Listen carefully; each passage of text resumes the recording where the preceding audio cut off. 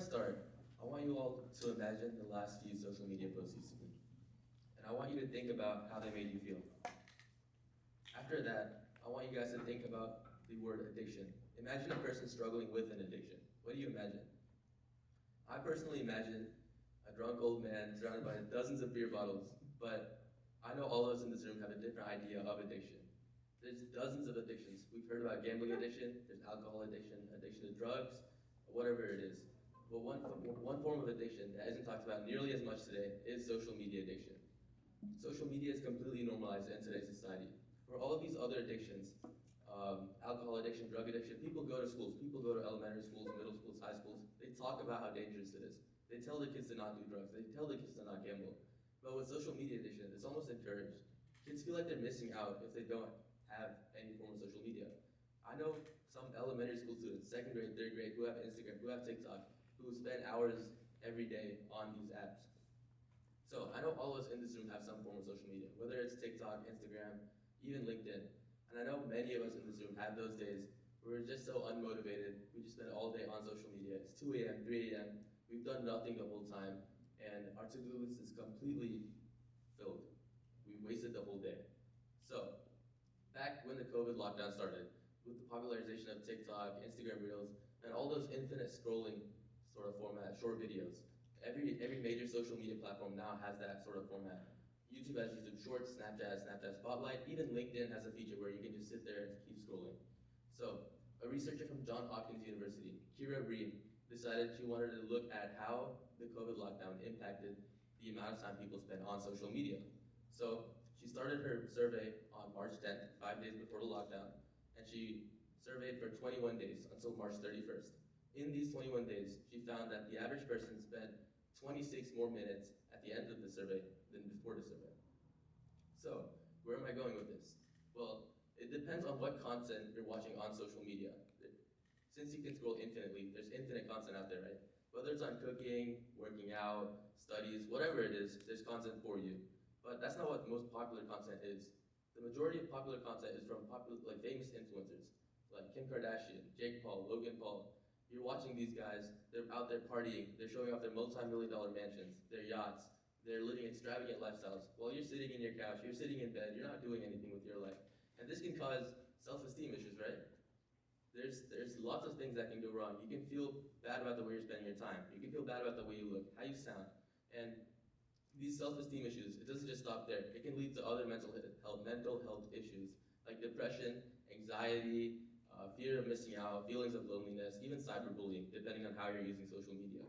Finally, the short format of these videos, 10 seconds long, maybe that, more likely 3 to 5 seconds. The short format can impact your attention span and make it hard for you to focus.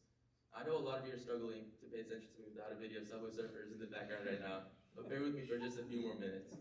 So, beyond the mental impact of social media, it also has various physical effects, right?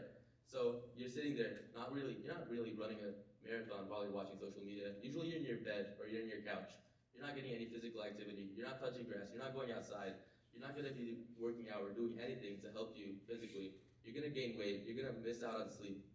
Overall, this, combined with the mental impacts of social media, can cause a steep decline in your health. So I've talked about how social media is so dangerous for you, but what can we do to fix this? So a little bit about my story with social media. I downloaded Instagram Reels, TikToks, all those apps when the lockdown started. And I initially started watching maybe an hour a day, maybe half an hour a day. But as I started watching more and more, I was really entertained by these apps. And an hour gradually became 5, 5 became 10. It got to the point where my schedule consisted of waking up, getting on my phone, watching these social media apps, whatever it is, getting out of my room, getting food, going right back to bed. It got to the point where I wouldn't even see my family on some days, and the only reason I would get out of bed is to get food. There would be days where I don't even get 20 steps. I walk to the kitchen, get a sandwich, walk right back. And obviously this wasn't good for my mental health or my physical health. Weeks went by without me seeing my friends and family. Weeks went by without me leaving my house, and my assignments were piling up. I was procrastinating everything. I was losing sleep, and I knew something had to change. But I couldn't just delete social media. Like most of you in here, I'm sure a lot of us in here use social media to stay connected with friends and family around the world. I can't just delete it because I use social media to stay connected with my friends and family in Europe, in Asia, wherever they are, the people I couldn't see day to day, face to face. So what do? As I was mentioning earlier, social media is infinite content. And funnily enough, the way I got rid of my social media addiction was through social media itself. So while I was scrolling one day, I stumbled upon a little page which had a bunch of ways to overcome addiction, ways to focus, and had some time management strategies that I used to help me better plan on my day and actually motivate myself to do something other than lay in my bed and watch my phone. So two of the most important techniques that I learned from this were called the Pomodoro technique and the Eisenhower matrix. So I'll talk about the Eisenhower matrix first. And as it may sound, it was created by President Eisenhower. And it's a matrix with 4 quadrants where you organize your activities based on how important and urgent they are. So the first activity you have is your important and most urgent one, right? So these would be your assignments that are due that day, your meetings, your interviews, stuff like that that you have to do right away. The second quadrant is your important but not really urgent activities. This would be things like working out. Yes, physical activity is incredibly important, but you don't have to do it right away at this moment. You can wait a few days to do it. Then you have your not important but urgent tasks. This would be things like washing your dishes. You need your dishes to cook food, but it doesn't have to be you doing it. It can be someone else. It can be your family. It could be your roommates, anything like that. And you can just say you'll do it the next time.